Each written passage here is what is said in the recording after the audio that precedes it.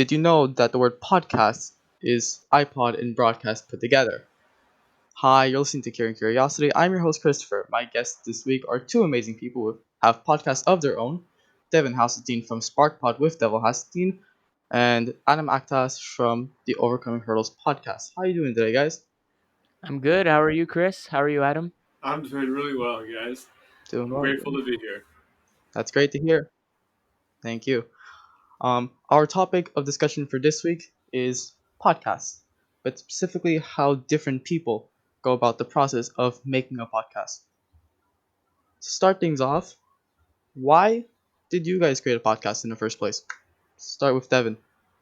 All right. So, see, the ultimate goal of Sparkpod was to add value to my guests, my viewers, and my listeners' lives. Every one of my premise is that every one of my guests knows something that I don't know about. They're all better than me at something. They all have a certain amount of knowledge to share, and I wanted to give them a platform to express themselves. What I want my listeners to gain from Sparkpod, among all the topics that we talk about, and we talk about a various amount of stuff, is the idea that disagreeing about something and having different viewpoints is okay, but to encourage everybody to be tolerant towards ideas that may seem foreign to us. I'm also applying into McGill Medicine in March, and acceptance into that Nice. program, which is highly, highly competitive, is heavily contingent upon their interview. So I also want to be as prepared as possible to talk about difficult topics. So there's a lot that goes into SparkPod. I've enjoyed it a lot so far, and I've had amazing guests and amazing listeners. All right. How about you, Adam? There's many reasons why I want to start a podcast. The first major one would be because I'm a professional speaker. I speak at schools and stuff, and speaking conferences about mental Mm-hmm. health. And I always wanted to start Mm-hmm. some kind of podcast or YouTube channel that had to do with inspiring youth. uh, I started by Mm-hmm. writing emails, right? But then I got to Yeah. realize that people don't want to read so much in the morning, right? They'd rather listen to something while they're making breakfast or you know going going driving to work or school, whatever. So Mm-hmm. I kept on procrastinating on setting up a podcast or a YouTube channel, but I've been finally given the resources because I've been partnered with two organizations that sponsor me, Camp Lift and Rising Youth. They've given me Mm-hmm. the grants for, uh, and plus we've been in quarantine for a bit, so I finally had the time to set up, get everything ready, get equipment because I'm not really a techie kind of person. And now it's starting to progress, and first podcast will be uploaded on Saturday, August 15th. Yeah. So I think, Stay tuned, guys. We're yeah, all excited for it. yeah. Yes, The sir. main Yes, sir.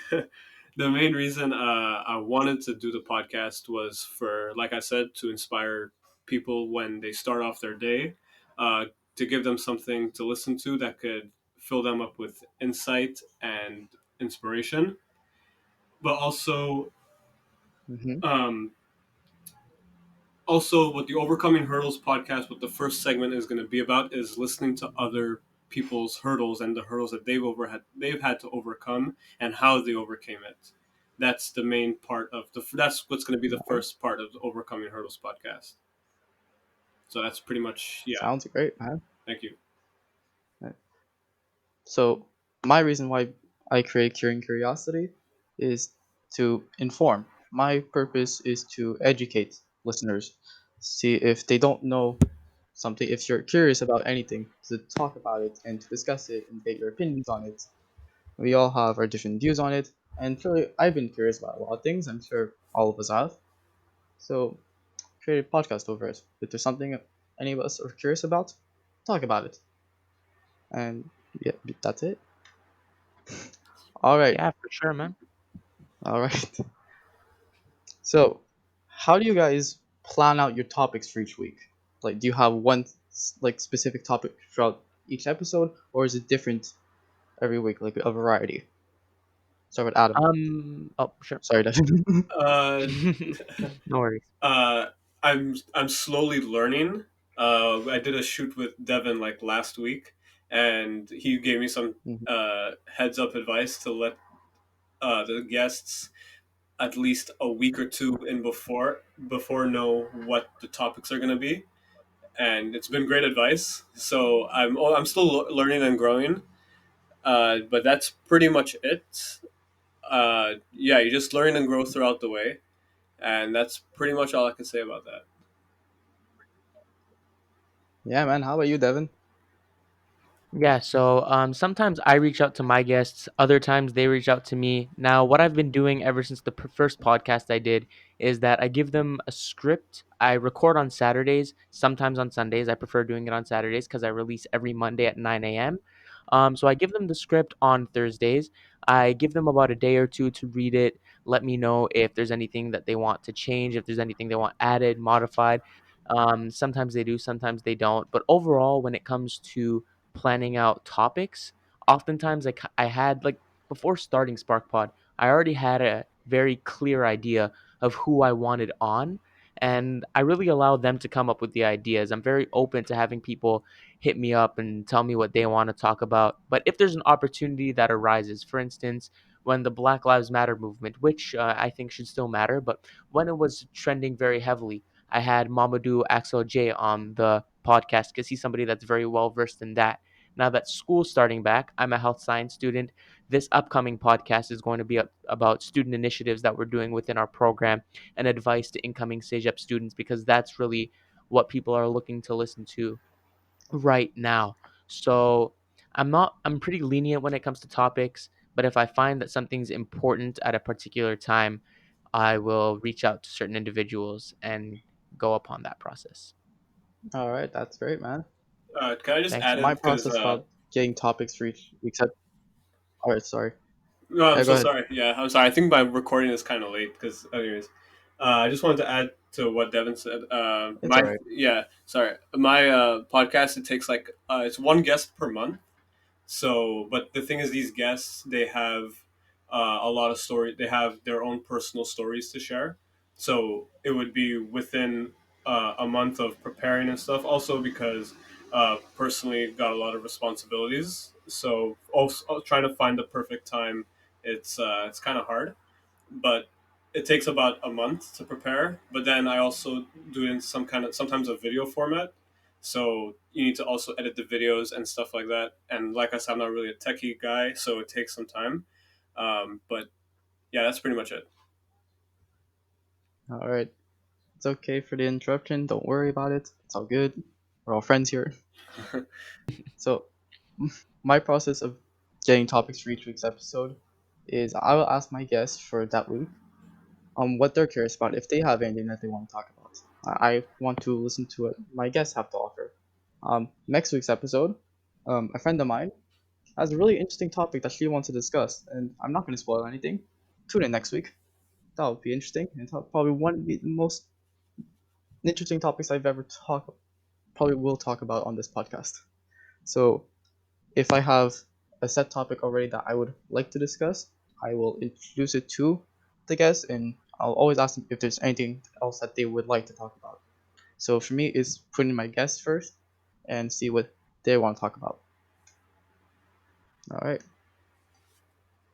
So actually, on the topic of planning things out, do you guys have anything that helps you plan things out, like an agenda or schedule or calendar of some sort?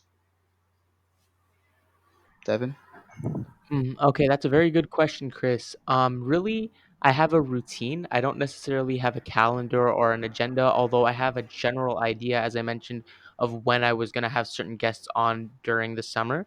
But when it Mm-hmm. comes to how I podcast, for those of you guys who are listening to Curing Curiosity, and who've also been tuning into SparkPod at some point or another, you probably have picked up on the fact that some of them are done in person with my iPhone 8 and usually in a park because it's a very nice environment. And other times, some like this episode and my guest appearance that's coming up on Overcoming Hurdles, those are done on Zoom or in this case on Zencaster with my mic setup. I'm an amateur, and unlike Adam, I don't have a sponsorship, so I got a $70 newer setup, a newer Neewer off of Amazon setup, cost me about $70. It's done me pretty well. The way I upload my podcasts, I upload obviously to YouTube and Facebook Watch, which are free to upload to, as well as Buzzsprout, who stems the podcasts to Apple.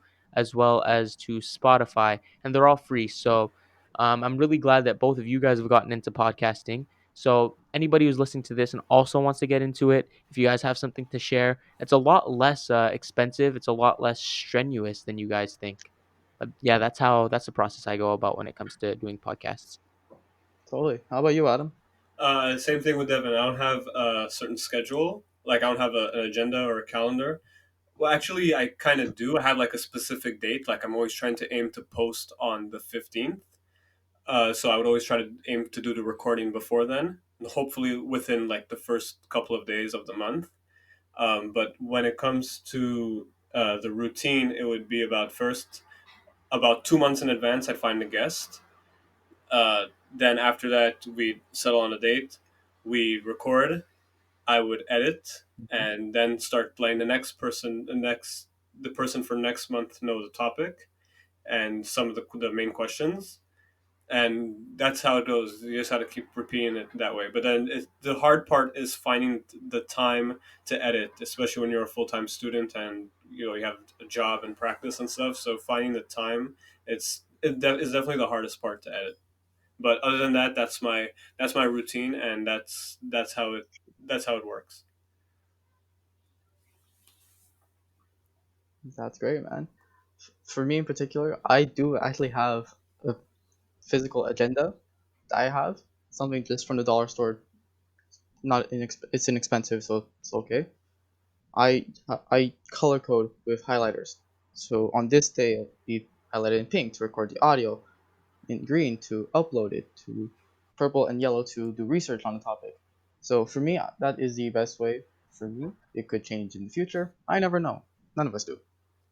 But for me, it's my way of keeping organized and staying on track with when do I have to record the audio with this guest, when does this have to go up, do I have to change any dates, and that's how it works for me. Honestly, how you do it is the right way for you. You shouldn't do it as anybody else. It's what is comfortable to you. Great All organizational right, skills, man. exactly. Next, we want to go over the different processes of how we record. So for you guys, Devin, he's already mentioned that sometimes he does it in person and sometimes like remotely, and sometimes he'll just do audio. So Devin, I'd like to ask you, do you decide on doing it strictly audio or video? Did you already set that up, or was it just whatever happens happens? Well, really, it depends on any given weekend, if anybody is free or not, if the weather is looking good, if there was the episode I did with Maria Hamad a couple weeks ago, and we did it on Zoom on the Saturday twice, but both of us were very unhappy with the turnout. We were supposed to meet up in person and do it. We weren't happy with it, so I met up with her in her area, and we did it the next day. But it really depends on how the turnout is, what the weather is. It's very circumstantial. I think the quality usually ends up coming out pretty well in both scenarios. I think the sound is actually better when I do it in person with my iPhone 8, funny enough. I don't know exactly why that is because I spent a decent amount of money on this mic, but either way, the goal is to come with quality content. And Mm-hmm. however I have to do that, I will. All right, Adam, how about you? Uh, Personally, I think I would rather most of like there's obviously the Spotify and SoundCloud version of Overcoming Hurdles is going to be audio, but I would personally rather Yeah. video. When Devin and I did the Mm-hmm. recording on Zoom, it's on video format. It's going to be on YouTube, but the SoundCloud and Spotify versions, iTunes version is on audio.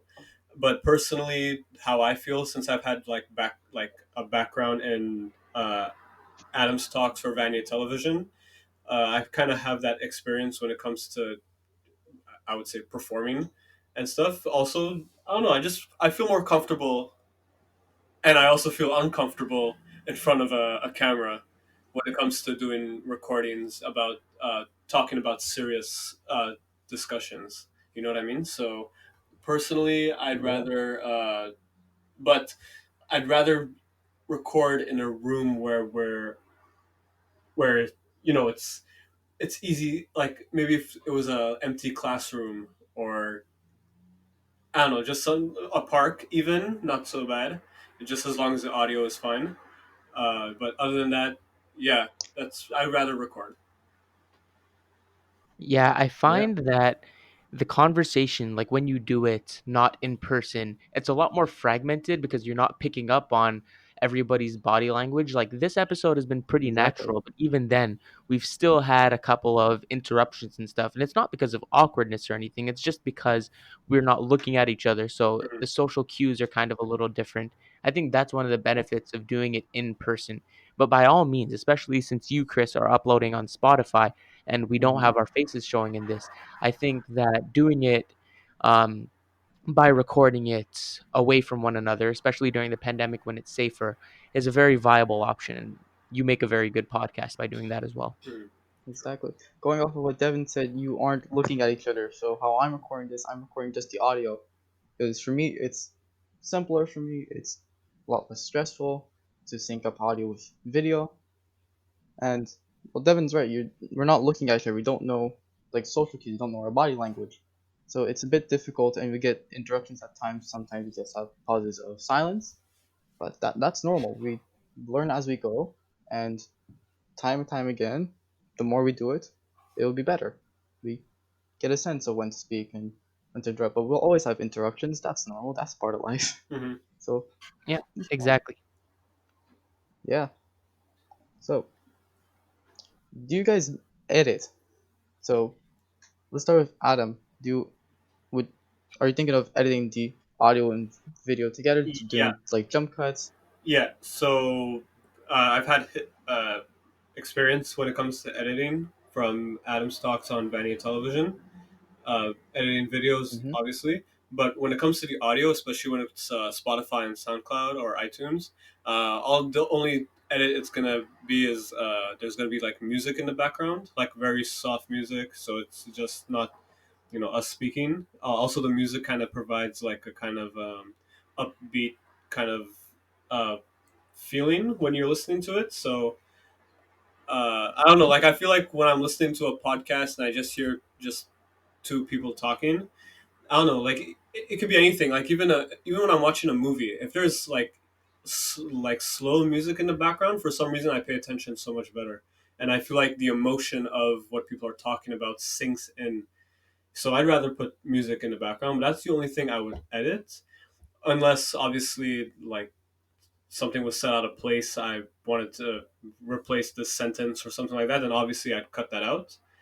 There's even a technique that Mm-hmm. when in cartoons when they would snap that thing before filming.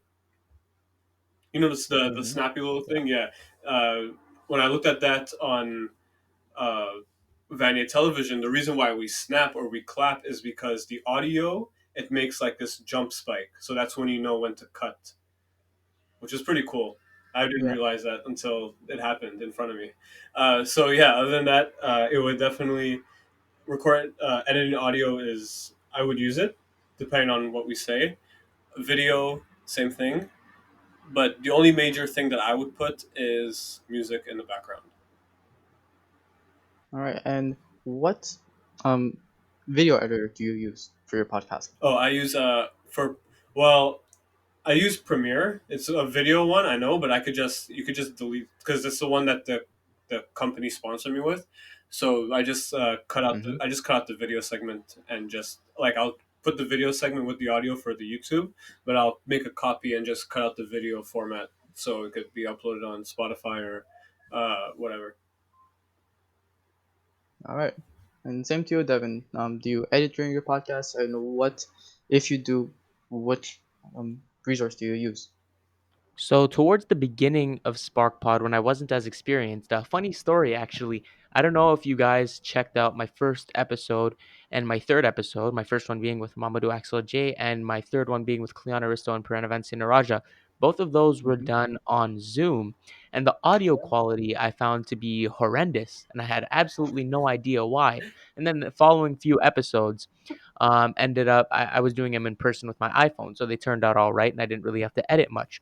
And then I go back on Zoom a couple weeks later and I realized this whole time I wasn't using my mic. I I was using Oh my god. AirPods.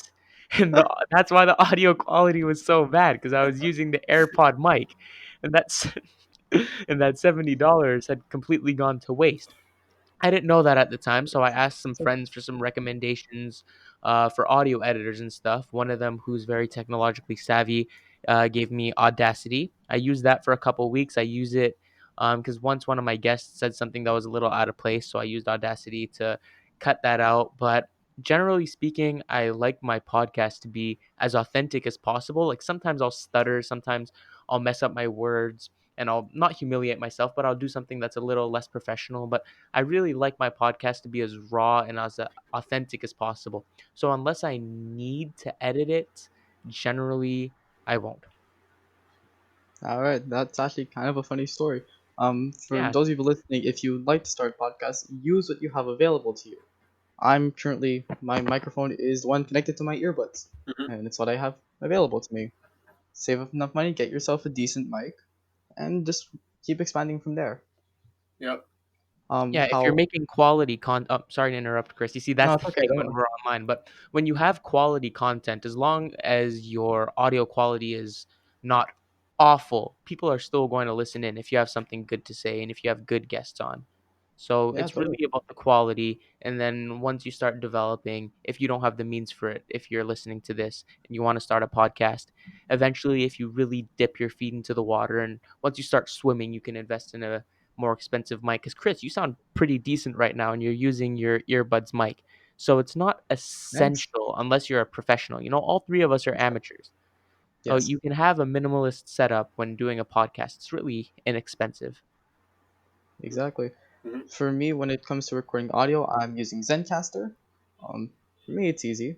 It's simple. Record audio. I see the audio waves right here, and after done recording, I get the audio files and I download them and I put them through OpenShot, which is a free audio. What the hell is that?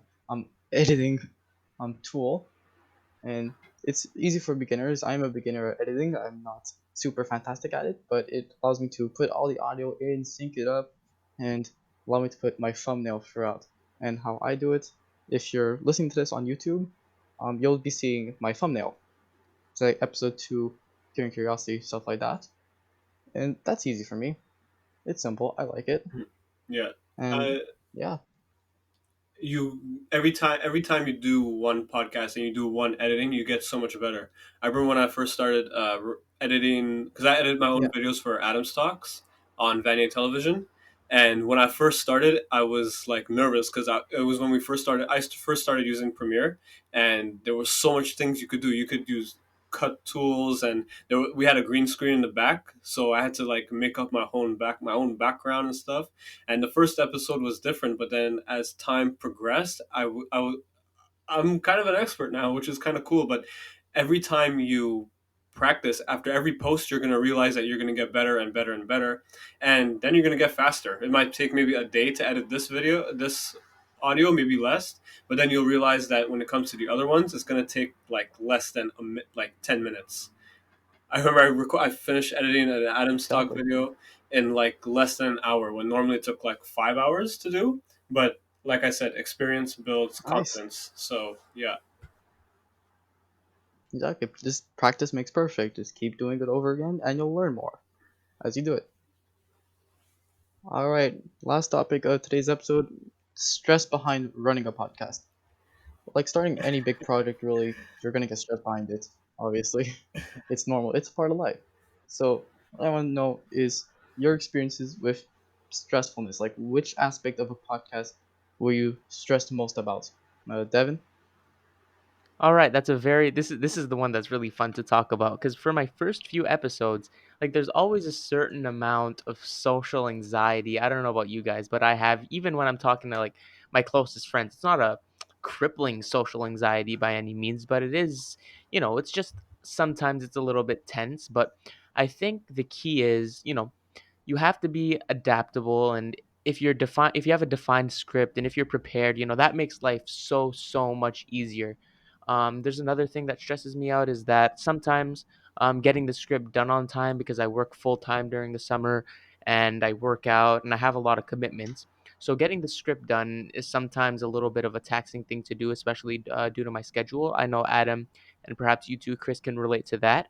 A lot of the topics that I touched upon when I was doing Sparkpod were somewhat controversial. So sometimes I think to myself, are certain people going to like me? Am I going to be ostracized for this? But I always tell myself it'll go well, and I really make it about my guests. And I think that's also key. And ultimately, the point of SparkPod, as I mentioned in the earlier stages of this episode of Curing Curiosity, is that I want people to be able to have an objective vantage point on various topics, and I want us to be able to disagree without hating each other. So when it comes to me thinking that I'm going to be ostracized or hated for some of the things that I believe and for some of the things I say, that's all right because that's what I'm trying to combat.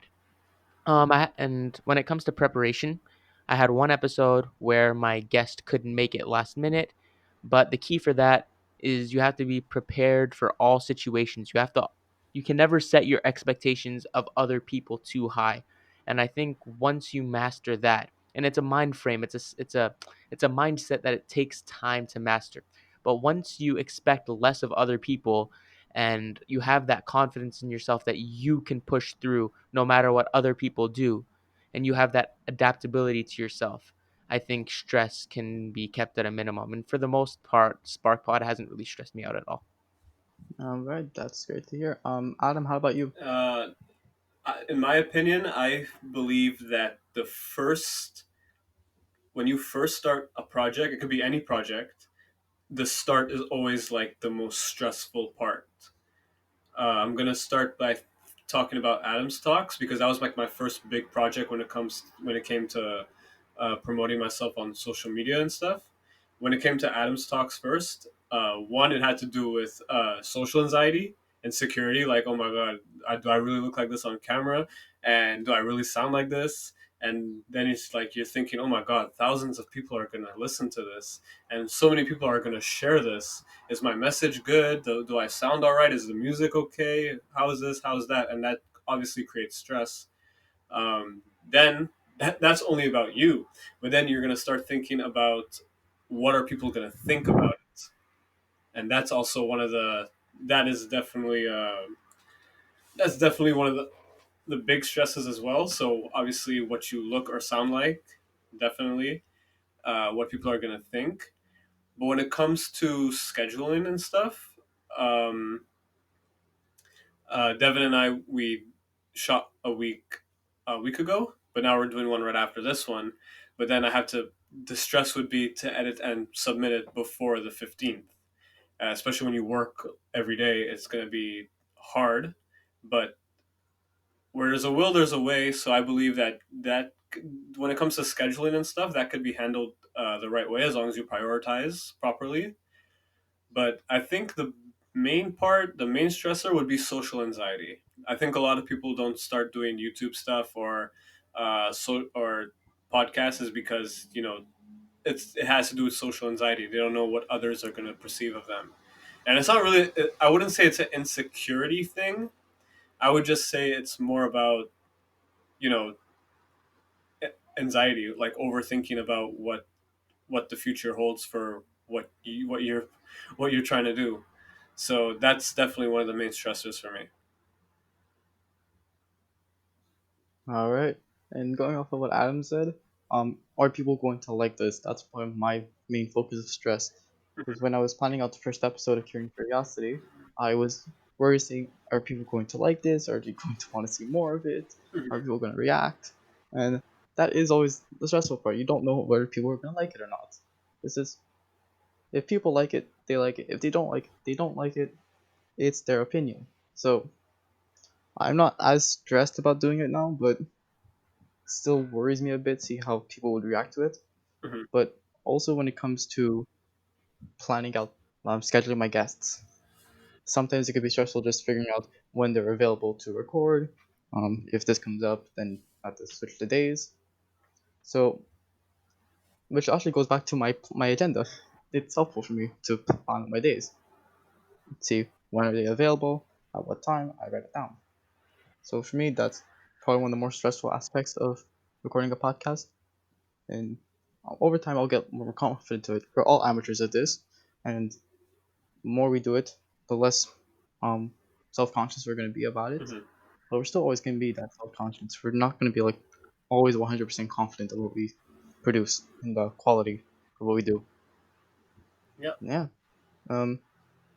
Other than that, that's all the time we have for today. Thank you for listening for this episode of Curing Curiosity, and thank you to Devon from Sparkpod and Adam from the Overcoming Hurdles podcast for being my guest for this episode. It's been a pleasure, man. Thanks for having us, man. That's great to hear. No problem. All right, guys. Tune in next week, and perhaps we'll cure your curiosity. Bye, guys. Bye.